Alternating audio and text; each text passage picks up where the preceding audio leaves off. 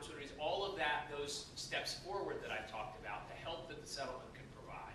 For all that, for all the progress that we have made, we obviously need to do more to help struggling families and neighborhoods and the places that you all work in. There is no bigger immediate opportunity to do that than to help more homeowners refinance. Right now, millions of families who are paying their mortgages, doing everything right, still can't take advantage of what are the lowest 30-year mortgage rates in the history of this country. It seems like every week we hit a new record on interest rates.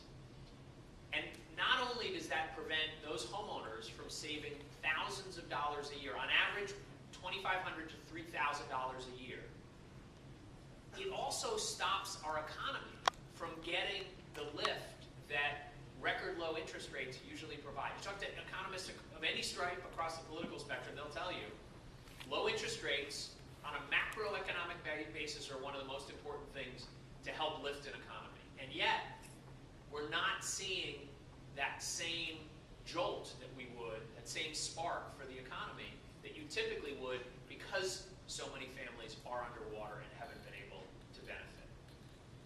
Right here in New Jersey, we're not talking about just a few families. 17% of all homes with a mortgage in New Jersey are underwater.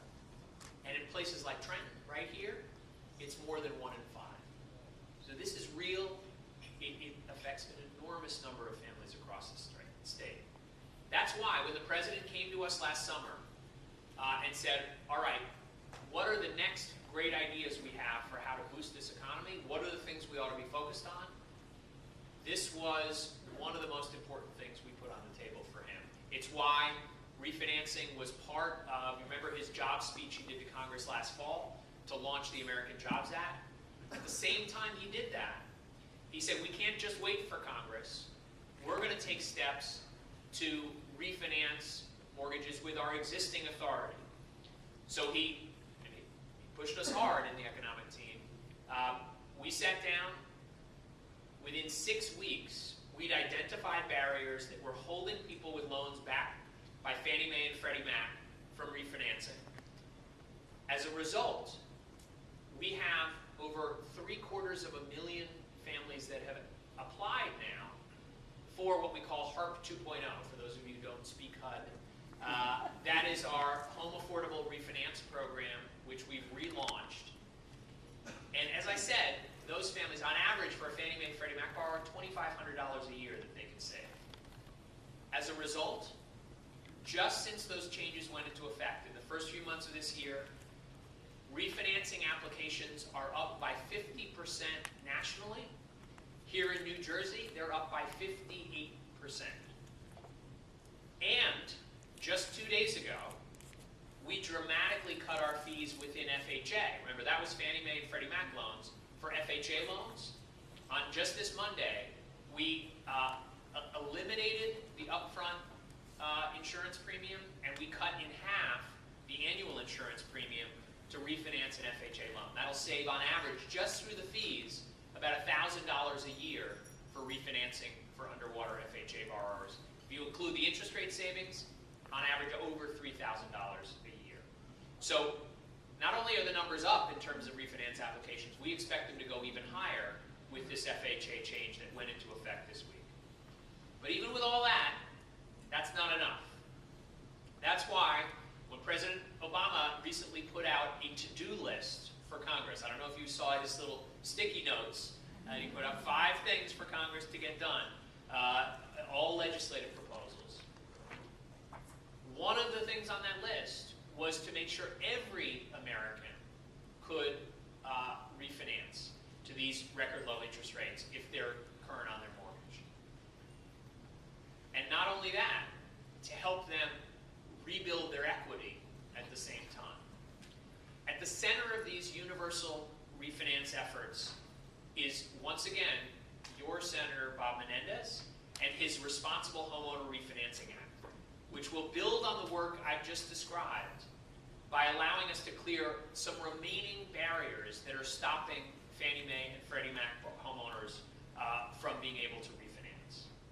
Senator Menendez has been a champion for struggling homeowners in this state, and by creating greater competition between lenders, his Responsible Homeowner Refinancing Act will ensure more New Jersey families can refinance with a better deal. We've heard stories where, because there isn't enough competition yet in the refinancing, and because there's so much interest, we've heard stories of charging homeowners for the refinance over the life of the loan as much as $15,000 more than we think they should be paying.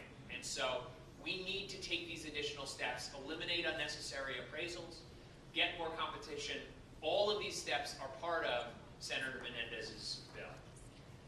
Complemented, and his bill would be complemented by two other pieces of legislation that would provide homeowners whose loans are not guaranteed by the government access to simple, low-cost refinancing, as well as the opportunity to rebuild equity by refinancing into a shorter-term loan. These efforts, when you combine them, will help responsible homeowners begin rebuilding what they lost during this crisis and to be able to get their heads back above water within just a few years. And as you know, most families don't have any idea whether they have a Fannie Mae or a Freddie Mac or an FHA or a PLS or a portfolio loan. What they know is, I'm paying my mortgage, and yet I got a 7% interest rate when folks are refinancing at 4%. And so this is an important thing, not just for homeowners, for neighborhoods, the economy, but for fairness as well. Let's get these bills passed so that all Americans doing the right thing, paying on their mortgages, can benefit from refinancing. And I don't need to tell you why this is so important, but there are some out there who would say, well, government shouldn't be involved in the housing market. Let's just let the housing market hit bottom. Let's remember what that means. Savings in our homes is the way most families send their kids to college. It's the way most people start small businesses. It's the way we save for retirement. So what you're effectively saying, if we're going to tell these folks, you're out of luck, we're telling them to give up on those dreams. And this president, this HUD secretary, are not willing to stand by and let those dreams disappear.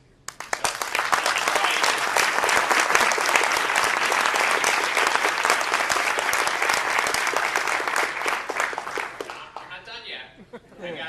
I got one more bill I need you to fight for. And this is another thing that's on the president's to-do list, and we call it the Project Rebuild Act.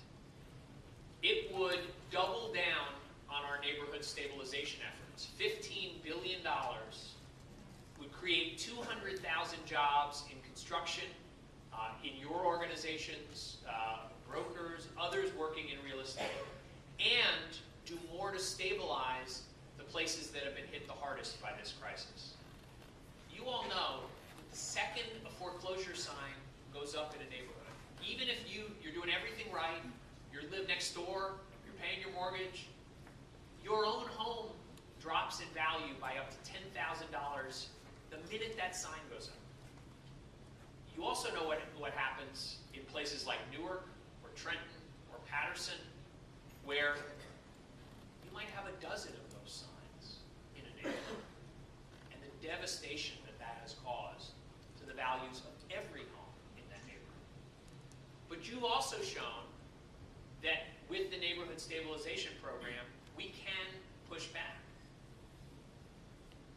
Diane, just last month, was in Newark. She joined, I think some of you in the room today, and leaders from across the state at a ribbon cutting for Clinton Hill Apartments, which is using NSP dollars and low-income housing tax credits to turn what was an eyesore, what was contributing to blight in that neighborhood, into quality, affordable rental housing for homeless veterans and low-income families. But it's not just turning foreclosures into green, affordable housing for veterans. That's not all neighborhood stabilization has done. It has also rebuilt the home prices in the neighborhoods where it's been at work. Recent data, we now have clear evidence from around the country. In 3/4 of the neighborhoods where we've invested neighborhood stabilization funds, vacancy rates are down. 3/4 of those neighborhoods, home prices have begun to rise relative to surrounding communities.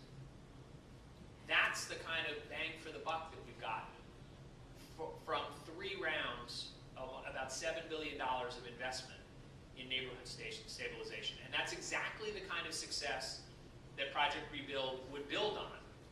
Ray and I were just talking about this. Yeah, NSP is good. Hasn't done enough. There's still, I think you said, Ray, for every home we're fixing, there are another two that might, you said three? Three that might scrap. Well, on that block. On that block. So this is why we need to double down on this strategy. $15 billion investment in Project